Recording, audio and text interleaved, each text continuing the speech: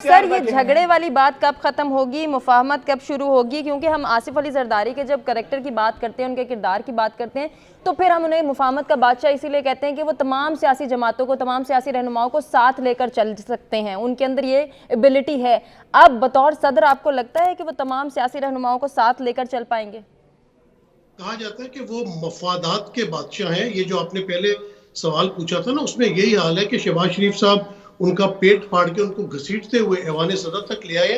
बात यह है कि दूसरी बड़ी जमात के जो सरबरा है वो वजीर आजम बन गए, तीसरी बड़ी जमात जो है वो सदर मुमलिकत बनने जा रहे हैं। तो ये वही बात है, you scratch my back, I scratch your back. मैं आपके साथ जिस तरह अभी सजाद तरीन साहब की बहुत इज्जत है, लेकिन इनकी मैं किसी बात से इत्तेफाक नहीं करता जो अभी इन्होंने की है, और ये मेरी बात पे बिल्कुल रिस्पॉन्ड कर सकते हैं अपनी बारी के ऊपर। मैं पहले अभी आपका मैं मोबाइल छीन लेता हूँ, फिर मैं आपका पर्स छीन लेता हूँ, फिर मैं आपको धोबी पटका मारता हूँ, और फिर मैं कहता हूँ आए बैठ के ना हम बात कर लेते हैं। आप कहते नहीं पहले मेरा मोबाइल वापस करो, मेरा पर्स वापस करो, और ये जो धोबी पटका मारा है इसका मुझे हिसाब, तो फिर मैं तुम्हें बात करूंगा। तो कहेंगे नहीं देखो जी, हम तो मुफाहमत चाहते हैं, ये तो हमारा बात ही नहीं कर रहा। अभी अवाम की बात हो रही थी, अवाम का आपने मैंडेट छीन लिया है। आपने कौन से अवाम के मैंडेट से, जो लोग असेंबली में बैठे हुए हैं वो अवाम के मैंडेट से हैं। और आपने कहा जी कि जो जीत गए हैं वो जीत इस तरह गए हैं कि कुछ लोगों में शर्मो हया मौजूद थी।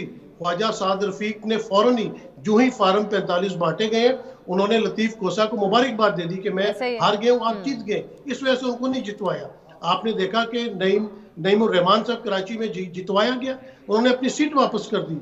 आप कितने बेशुमार लोग हैं, उनकी आप मिसालें ले लें। आपको आपने देखा कि मुस्तफ़ा जो अपना नवाज साहब है इस्लामाबाद में, वो कह रहे हैं कि ये तीनों सीटों के ऊपर इंडिपेंडेंट जो पीटीआई के बैक लोग हैं ये जीते हैं। फार्म 45 हमारे पास मौजूद है। इतनी बड़ी दो नंबरी की है, इतनी बड़ी आपने धांधली की है, इतना बड़ा आपने आवाम के साथ जो है वो हाथ किया है। आप उस नौजवान का सोचे जिसने पहली दफा जिंदगी में वोट डाला है और अभी उसने 40 50 60 साल जिंदगी गुजारनी है, आपने उसको क्या मैसेज दिया? तो झूठ की बुनियाद पे आप अमारत बनाने पे तुले हुए।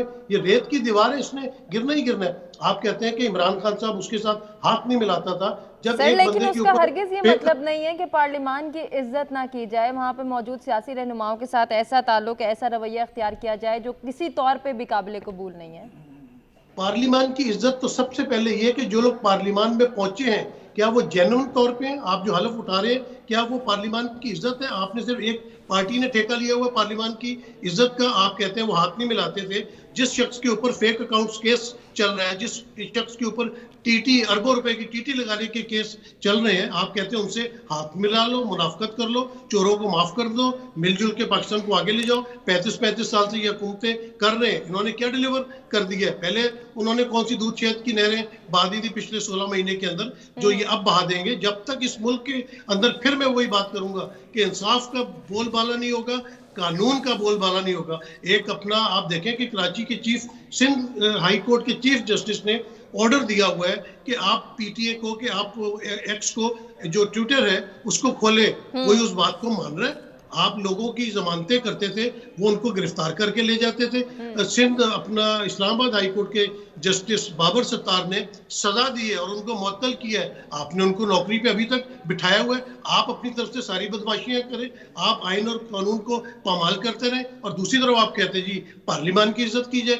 आप कौन सी पार्लियामान की इज्जत कर रहे हैं? आप कहते हैं जी ताकत का सर, यानी कि आपको लगता है ये यूं ही चलता रहेगा, ये इसी तरह से रिवायती बयानात भी दिए जाएंगे और फिर पार्लियामान की इज्जत को भी मलहूज़े खातिर नहीं रखा